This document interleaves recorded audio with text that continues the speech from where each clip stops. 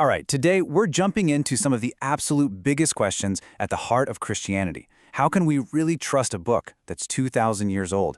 And who exactly was its central figure, Jesus Christ? We're going to break down the evidence, so let's get right into it. So let's just get right to it. The first and maybe the most important question is about the book itself. We are dealing with an ancient document that has, without a doubt, shaped the entire world, but can we actually trust what it says?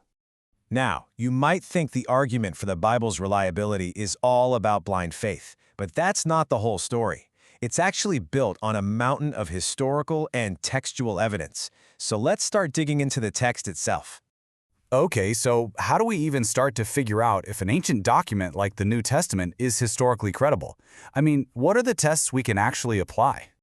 You know, we have to judge ancient texts a little differently than modern ones. The real key isn't always about knowing for sure who held the pen. It's about the historical evidence behind the text. The focus is really on where the information came from, its authoritative source, not just the person who physically wrote it all down. And this is really important. The early church put a huge premium on a direct link to eyewitnesses. That was everything to them. For example, if you read the beginning of Luke's Gospel, the author basically says, hey, my whole goal here is to give you an orderly account based on what was handed down by people who were actually there from the very beginning. And that quote really highlights something crucial about how this all went down. You see, the early Christian message wasn't whispered in secret corners. It was preached out in public, often in front of people who were really hostile to the message.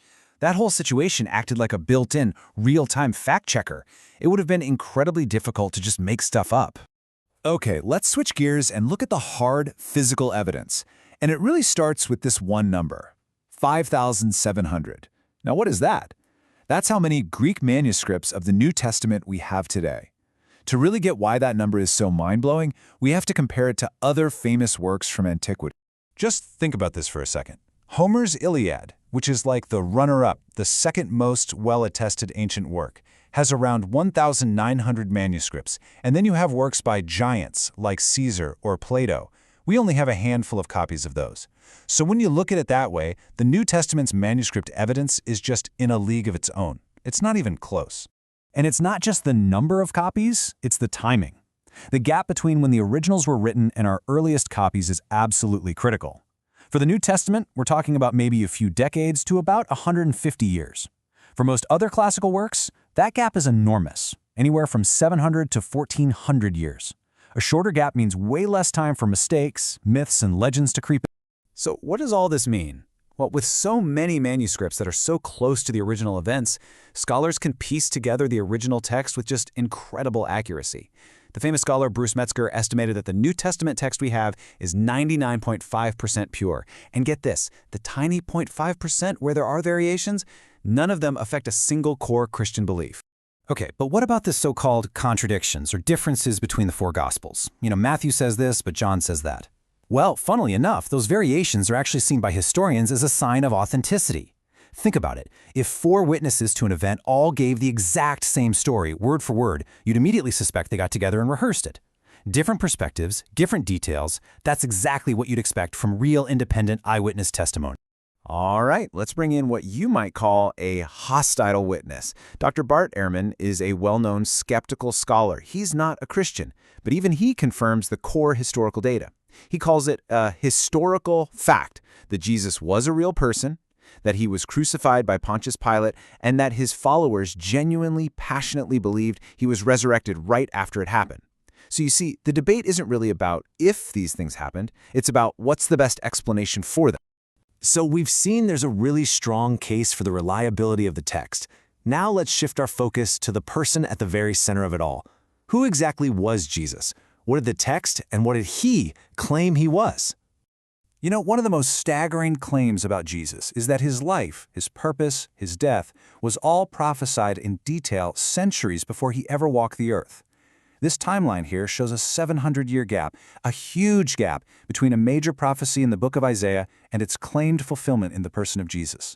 And the level of detail in this particular prophecy from Isaiah 53 is just stunning. It describes this suffering servant figure who would be despised and rejected, pierced for the wrongdoing of others, who would stay silent in front of his accusers and even be buried in a rich man's tomb.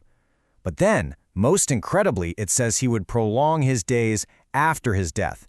I mean, that's a pretty clear pointer to a resurrection written 700 years in advance. So that's the prophecy. But what did Jesus actually say about himself? Well, he didn't walk around saying, "I am God," in those exact words. That's more of a modern way of putting it. Instead, he did something way more profound in his own context. He used the sacred personal name of God from the Old Testament, I am. When he said, "Before Abraham was, I am," everyone listening knew exactly what he was doing. It was an unmistakable claim to be God. And how do we know they got the message? Just look at their immediate reaction. It was violent. They literally picked up stones to kill him on the spot for blasphemy. They even spelled it out for him, saying, "You, a mere man, claim to be God." There was zero ambiguity in that room. So you see, it wasn't just a one-off comment. It was a cumulative case he was building. He claimed titles that belonged only to God. He did things only God could do, like forgiving sins directly. And then, and this is the real clincher, he accepted worship. In a fiercely monotheistic Jewish culture, that was the ultimate line to cross. It was the final non-verbal confirmation of everything he'd been saying. Okay, so this brings us to what feels like a central paradox of the Christian faith. If Jesus really was who he claimed to be, God in human form, then why did he have to die this brutal death on a cross? Why was the crucifixion necessary at all? What was the whole point? Well, the answer, according to Christian theology, lies in something you could call the divine dilemma. On one hand, you have God's perfect justice, which says that sin, which is seen as a rebellion against him, has to be punished. But on the other hand, you have God's perfect love, which desperately wants to reconcile with the very people who have sinned. How can he do both? Just letting sin slide would violate his justice, right? The cross is presented as the one perfect solution to that dilemma. It's the moment where God's justice is fully satisfied because sin is punished, but it's Jesus who voluntarily takes that punishment in our place. This is what allows God to remain perfectly just while also being the one who can justly forgive and welcome back anyone who trusts in what Jesus did. All right, let's zoom out for a second and look at the big picture. How does this whole Christian story hold together? And, maybe just as importantly, how does it stack up against other major world religions, especially Islam, which shares a lot of the same historical figures and roots? Now, it's interesting because the Quran itself says that it confirms the previous scriptures, like the Bible. But when you actually put them side by side, you find some really fundamental, irreconcilable differences. For instance, Christianity's core understanding of God is the Trinity, one God in three persons. Islam, however, is built on a foundation of strict, indivisible monotheism. Their views on Jesus couldn't be more different. Christians believe he is the divine Son of God. Muslims believe he was a great prophet, but still just a man. And then there's the crucifixion. For Christians, it's the central saving event in all of history. The Quran, on the other hand, denies that it even happened. We're not talking about minor details here. These are contradictions on the most essential claims of the faith.